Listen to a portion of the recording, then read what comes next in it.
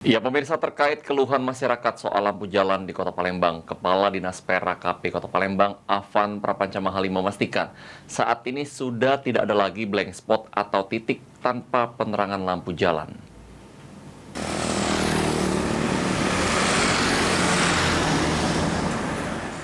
Disampaikan oleh Kepala Dinas PERA KP Kota Palembang, Afan Prapancamahali, saat ini blank spot di Kota Palembang sudah tidak ada lagi, terutama untuk jalan-jalan poros dan jalan-jalan akses.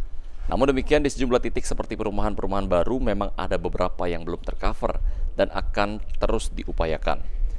Untuk permasalahan lampu jalan di Kota Palembang, menurut Afan lebih dominan pada perawatan dan penggantian lampu yang mati di beberapa titik.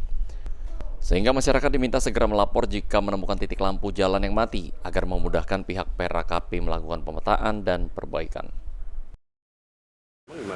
Kalau blank spot sebetulnya di Palembang sudah tidak ada lagi, tapi memang mungkin ada beberapa titik yang misalnya ada dari antara kawasan pusat kotanya, kemudian dia mau ngarah ke kawasan yang sebarannya, dan juga ada barangkali di beberapa perumahan-perumahan baru.